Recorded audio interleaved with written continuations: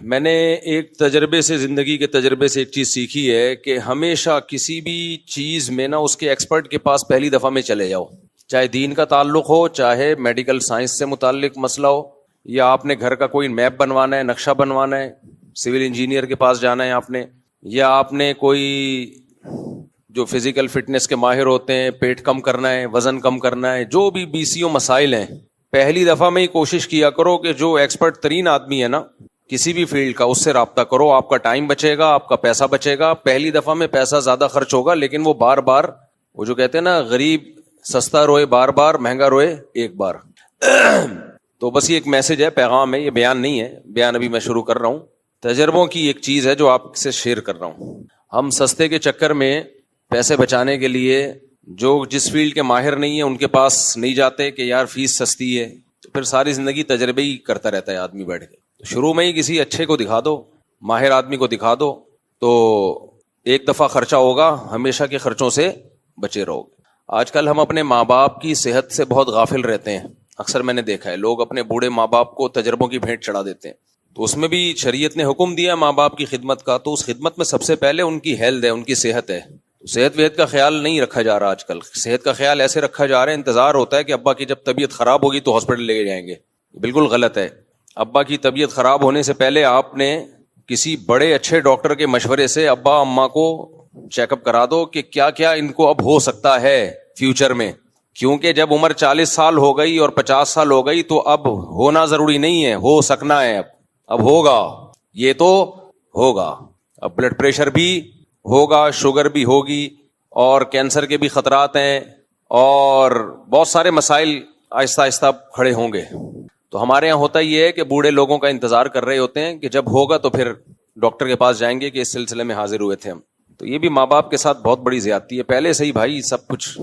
خیر یہ آپ کسی اچھے ڈاکٹر سے پوچھ لیں کہ ابا میرے 50 سال کے ہو گئے ہیں، میں نے کیا کرنا ہے، ابا 60 سال کے ہو گئے ہیں، 70۔ ابا ویسے آج کل 50 سال کے تو شادی ہو رہی ہوتی ہے 50 سال میں، پہلے زمانے میں 40 سال میں لوگ دادا بنتے تھے، آج کل 50 سال میں باپ بھی نہیں بن رہے ہوتے۔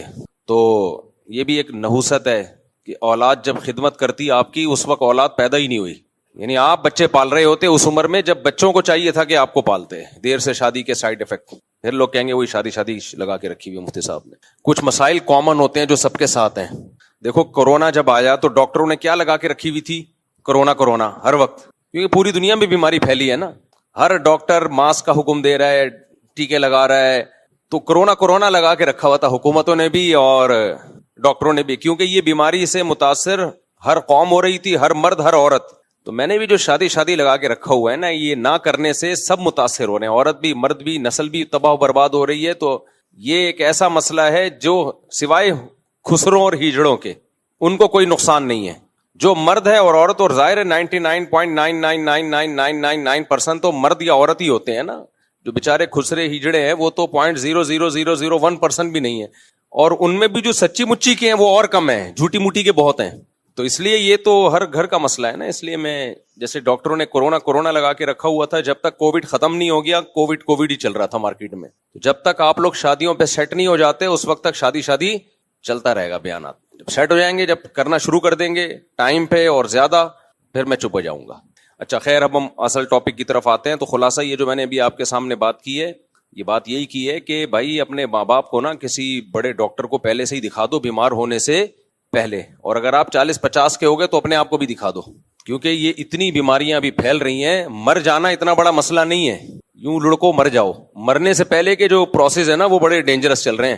دیکھو آپ کا بی پی ہائی ہوا، دماغ کی رگ پھٹی، مر گئے، کوئی ٹینشن کی بات نہیں، اگر اچھے عمل پہ تھے کوئی مسئلہ نہیں ہے، سب نے مرنا ہے، آپ بھی مر گئے تو کوئی بہت بڑا دنیا میں حادثہ نہیں ہوا۔ لیکن ایسا ہوتا نہیں ہے، ہوتا یہ کہ آپ کی رگ پھٹی، آپ کو فالج، آپ برین ہیمریج ہوا، بیسیوں مسائل کھڑے ہو گئے، کوئی دماغ میں جم گئی، فالج ہو گیا، کومے میں چلے گئے، تو وہ جو مسائل ہوتے ہیں، آنکھیں چلی گئیں، گردے فیل ہو گئے، ڈائلسس پہ آ گئے، یہ ہو گیا وہ ہو گیا، 20 سال اس بیماری کو گھسیٹتا ہے انسان۔ اللہ کی پناہ بھائی، اللہ ہم سب کو ایسی خطرناک بیماریوں سے پناہ میں رکھے۔ نبی صلی اللہ علیہ وسلم کی صحیح حدیث ہے، آپ نے فرمایا کہ ما انزل اللہ من داء الا انزل له شفاء، او کما قال صلی اللہ علیہ وسلم۔ کوئی بیماری اللہ نے ایسی پیدا نہیں کی جس کی شفا نہ پیدا کی ہو۔ تو یہ کیوں بتایا ہمیں کہ بھئی بیماریوں میں اللہ نے دوائیں بھی اللہ نے ہی پیدا کی ہیں، تو پہلے سے ہی رابطہ کر لیا جائے اور اس میں پبلک کی باتوں میں بالکل نہیں آنا چاہیے.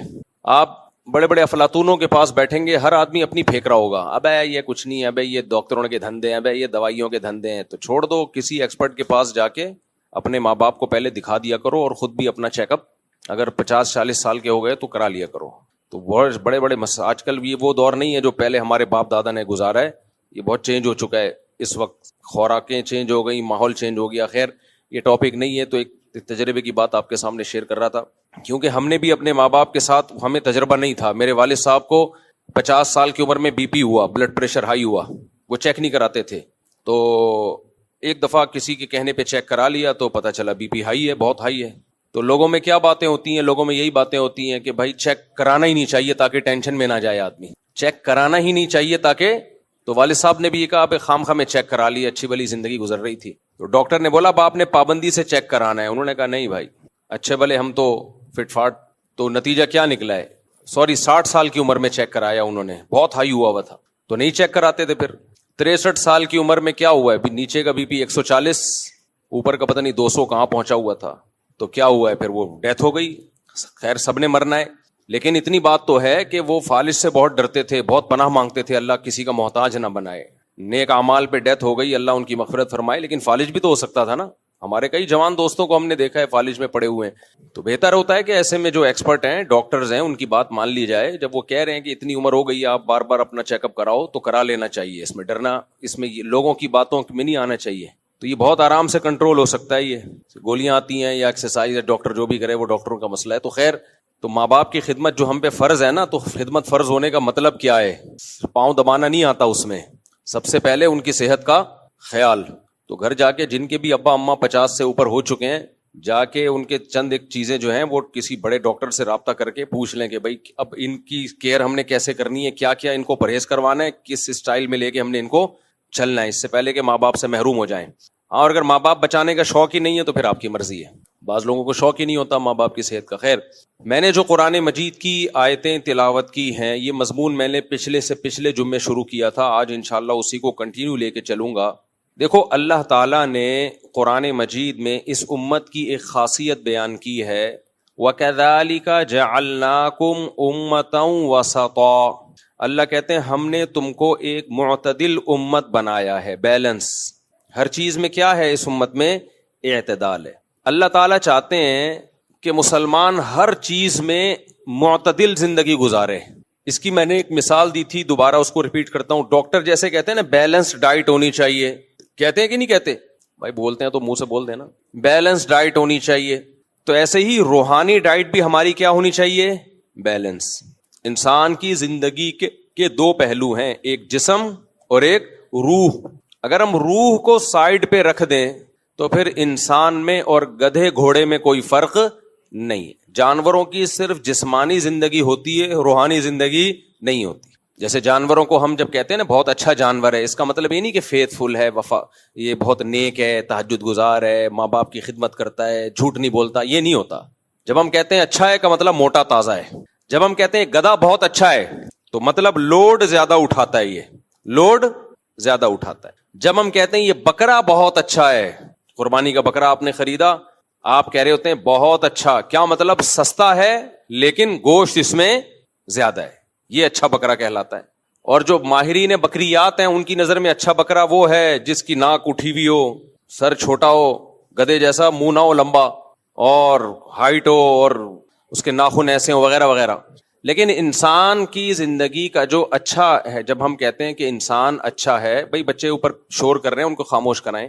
انسان کو جب ہم کہتے ہیں کہ اچھا ہے تو سچا ہے, وفادار ہے, وعدوں کی پابندی کرتا ہے, معاہدوں کی خلاف ورزی نہیں کرتا, سخاوت ہے اس کے اندر, غیرت ہے اس کے اندر, بہادری ہے اس کے اندر. یہ ساری صفات کی وجہ سے انسان اچھا کہلاتا ہے.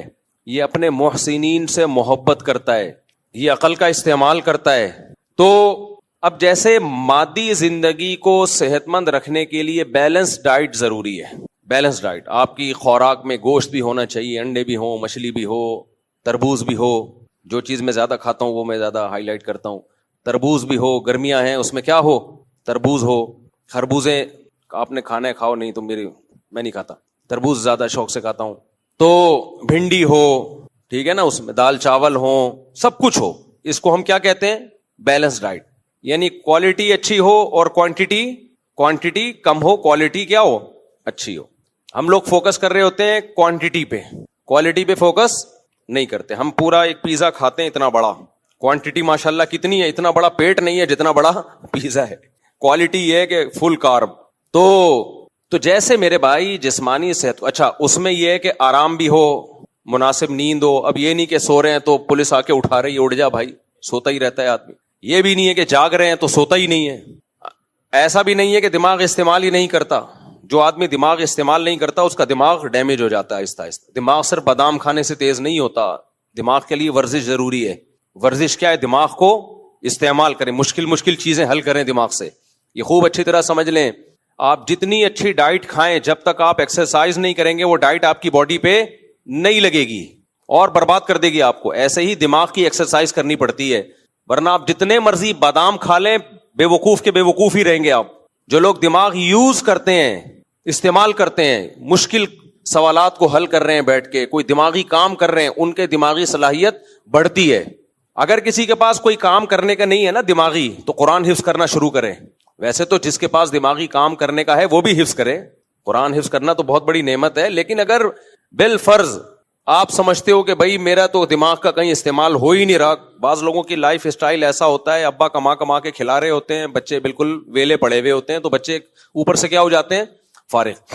کوئی چیز یاد کرنا شروع کر دیں, کوئی مفید چیز حفظ کرنا شروع کر دیں, قرآن, دماغ استعمال ہو. جب سوچیں گے نا اس کے بعد کون سی آیت تھی, اس سے پہلے کون سی آیت تھی, تو کھوپڑی کیا ہوگی؟